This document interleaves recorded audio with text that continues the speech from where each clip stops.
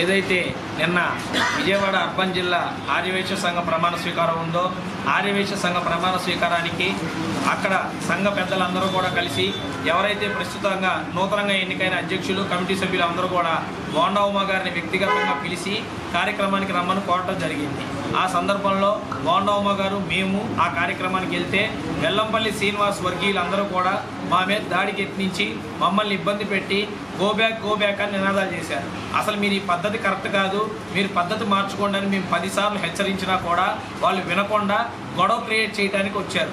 వేల మంది ఆర్యవైశ్యుల కార్యక్రమాన్ని నిర్వహించుకునే ప్రమాణ స్వీకారాన్ని అల్లరి చేసి గోల చేసి చెడగొట్టిన వ్యక్తులు వెల్లంపల్లి శ్రీనివాస్ దగ్గర ఉన్న చెంచాలు.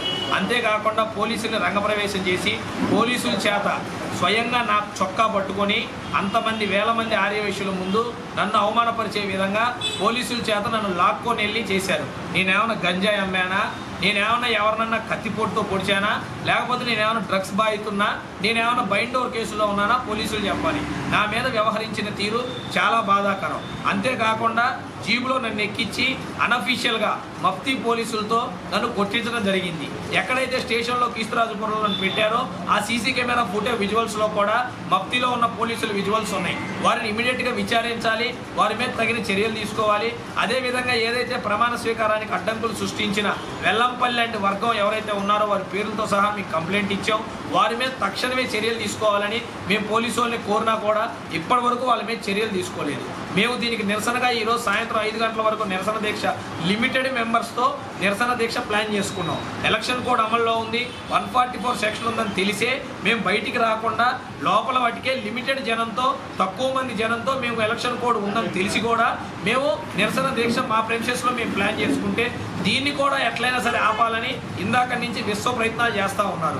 అసలు మేము చేసిన తప్పేంటో తెలియదు. మా మీద జరిగిన దాడిని ఖండించి వారి మీద చర్యలు తీసుకోండి, అసలు తప్పు చేసిన వారి మీద చర్యలు తీసుకోండి అంటే వాళ్ళని వదిలేసి ఈరోజు మా మీద కేసులు బుక్ చేసే ప్రయత్నం చేస్తున్నారంటే ఈ పోలీస్ వ్యవస్థ ఎక్కడికి వెళ్తుందనేది తెలియని పరిస్థితి. దీని మీద సాయంత్రం మా పార్టీ వారి ఎలక్షన్ కమిషన్కి ఫిర్యాదు ఇస్తున్నాం. ఆర్యవైశ్య సంఘాలు కూడా దీన్ని ఖండిస్తున్నారు, వాళ్ళందరూ కూడా వచ్చి మద్దతు పలకడం జరిగింది.